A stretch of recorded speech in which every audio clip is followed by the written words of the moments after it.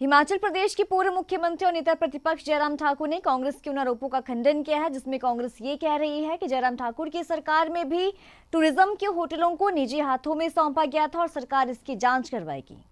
नेता प्रतिपक्ष जयराम ठाकुर ने ये कहा है कि सरकार खुले दिल से जांच करवा सकती है और वे जांच के लिए पूरी तरीके से तैयार है, लेकिन उनके बतौर मुख्यमंत्री कार्यकाल में ऐसा कुछ भी नहीं हुआ है। चलिए आपको सुनाते हैं क्या कुछ कहना है जयराम ठाकुर का। देखिए, मैं तो इस बात को लेकर के हैरान हूँ जो हमने देखे जो होटल जिनको कहा कि वो बंद किया जाए, जो कोर्ट की ओर से जो आदेश आए हैं और ये सफ़ेद हाथी के रूप में साबित हो रहे हैं, ऐसा भी उसमें जिक्र आया है। मैं इस बात को अच्छी तरह से जानता हूँ, कोविड का दौर था 2 वर्ष तक, लेकिन उसके बावजूद भी ये स्थिति टूरिज़्म के डिपार्टमेंट और HPTDC की नहीं बनी हिमाचल प्रदेश में जो वर्तमान में बनी। अभी तो कोविड नहीं है। और जो पर्टिकुलरली जिन होटल्स का बहुत जिक्र कर रहे हैं, पर्टिकुलरली जिसमें आपका चैल पैलेस की बात आती है, मनाली की बात आती है, आपकी धर्मशाला की बात आती है, ये सारे यूनिट्स तो वो यूनिट्स हैं जो अपना खर्चा निकालने के साथ साथ में दूसरे जो लॉस मेकिंग यूनिट्स हैं उसके लिए मदद करते हैं।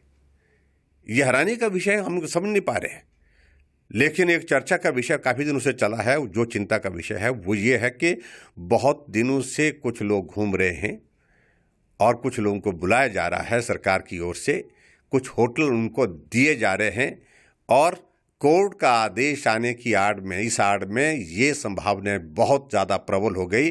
अब हिमाचल प्रदेश इन होटलों को प्राइवेट सेक्टर में प्राइवेट लोगों को देने की तैयारी कर रही है, जिसको उनको स्वीकार करना चाहिए। खुली बात में स्वीकार करना चाहिए। इससे ज़्यादा मैं और कुछ नहीं कहना चाहता हूँ, लेकिन ये हमारे हिमाचल प्रदेश के लिए बड़ा चिंता का विषय है। हिमाचल भवन जो दिल्ली में है वो हिमाचल के लोगों का दिल है एक तरह का। इतनी प्रेस्टिजियस और इतनी बेशकीमती हमारी जो संपदा है उसको अटैच कर दिया गया। आखिरकार सरकार क्या कर रही है ये समझ से परे की बात है। देखिए, वो तो जहाँ जिसकी करना चाहें करें, और ऐसी बातें तब कर रहे हैं क्योंकि फ्रस्ट्रेशन का दौर इस कदर हो गया है कि उनको मालूम नहीं पड़ रहा क्या कर रहे हैं। आप जो भी करना चाहें करें, लेकिन हम आपके ऊपर आरोप लगा रहे हैं, हम आरोप तथ्य पर लगा रहे हैं। अब कोर्ट ने अगर इस प्रकार से दिया है तब हम बात कर रहे हैं। अगर आपकी सरकार में, यानी कि कांग्रेस की सरकार में, ये नौबत आ गई कि हिमाचल भवन गिरवी रख दिया गया, और वो दिन दूर नहीं जब हिमाचल प्रदेश गिरवी होगा। ये स्थिति हिमाचल प्रदेश की बन रही है, जो चिंता का विषय है। और जहाँ तक जांच के लिए जयराम ठाकुर यहाँ पर खड़ा है। जो करना चाहे वो जांच करना चाहे, किसी डिपार्टमेंट की भी करना चाहे, किसी भी मामले की करना चाहे करें, हमें कोई आपत्ति नहीं है। देखिए, आजकल टेक्नोलॉजी का ज़माना है। कोई आदमी अगर झूठ बोले तो वो तुरंत पकड़ा जाता है। मुझे इस बात को लेकर के हैरानी हुई, कांग्रेस पार्टी के नेता महाराष्ट्र के चुनाव में, झारखंड के चुनाव में मंच पर से भाषण दे रहे हैं कि हिमाचल प्रदेश में हमने गारंटियां पूरी कर दी, तेलंगाना में पूरी कर दी, कर्नाटक में पूरी कर दी। हम तीनों राज्य के प्रमुख नेता वहां हमको बुलाया गया था और हमने वहां पर जो जॉइंट प्रेस कॉन्फ्रेंसेस की हैं उसमें सभी राज्यों ने कहा है। और हिमाचल प्रदेश में गारंटियों की बात कह रहे हैं, सुक्खू जी कह रहे हैं कि गारंटियां पूरी हो गई। कौन सी गारंटी पूरी हो गई? कौन सी गारंटी की बात कर रहे हैं? एक ओपीएस के सिवाय, ओपीएस की बात ठीक है क्योंकि उसका इम्प्लीकेशन जो है, फाइनेंशियल इम्प्लीकेशन धीरे धीरे आएगा, तो उसको तो करने में कोई कठिनाई भी नहीं, क्यों उसका फाइनेंशियल इम्प्लीकेशन अभी तक ठीक तरह से शुरू नहीं हुआ, आने वाले समय में उसका आएगा। लेकिन इसके अलावा आप बताएं कि कौन सी गारंटी पूरी की? क्या दूध की गारंटी पूरी की? क्या 5 लाख नौकरी की गारंटी पूरी की? क्या आपने हिमाचल प्रदेश में 300 यूनिट बिजली की फ्री देने की बात कही तो वो पूरी की? क्या आपने गोबर की गारंटी पूरी की? क्या आपने दूध की गारंटी पूरी की?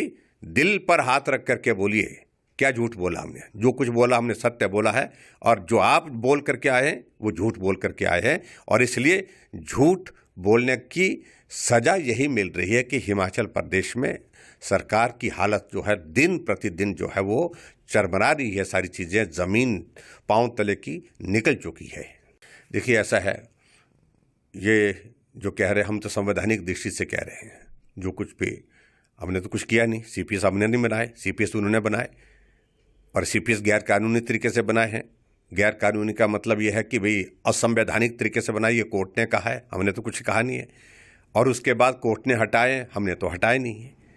ऐसी सूरत में जो जो फैसला कोर्ट से आया है उसके बावजूद आप हमको बोले जा रहे हैं। अब आने वाले समय में वो उनकी सदस्यता बहाल रहती है नहीं रहती है ये तय करेगा, व्यवस्था तय करेगी, चुनाव आयोग तय करेगा, और जो भी इसमें जो लीगल प्रोसेस होता है वो तय करेगा, कानून तय करेगा। हम तो कुछ नहीं बोल रहे हैं, लेकिन ये पहले इस बात को लेकर के मान करके चले हैं कि भाई अगर हमारे ये 6 सदस्य कर दिए तो हम 9 को करेंगे। तो उसके बाद क्या यहाँ पर ये मान करके चले हैं कि आप ऐसी जगह हो गए हैं कि आप संविधान से ऊपर हो गए हैं, क्या कानून से ऊपर हो गए। यही तो दिमाग की खराबी इनको खराब करके चले गई, क्योंकि जब हिमाचल प्रदेश में जयराम ठाकुर ने 5 साल तक सीपीएस नहीं बनाए तो थोड़ी तो इनको भी इस बात को लेकर के अकल होनी चाहिए थी, समझना चाहिए थी इस बात को कि अगर जयराम ठाकुर ने नहीं बनाए तो कोई वजह रही होगी। सत्ता आई, सत्ता कुछ भी कर सकती है, सरकार कुछ भी कर सकती है, इस भावना के साथ इन्होंने जो है वो सारी धज्जियाँ उड़ाई हैं। और वो धज्जियों का जो कानून की धज्जियाँ उड़ाई हैं, व्यवस्थाओं की धज्जियाँ उड़ाई हैं, व्यवस्था परिवर्तन के नाम पर, और उसका खामियाजा भुगतना पड़ रहा है।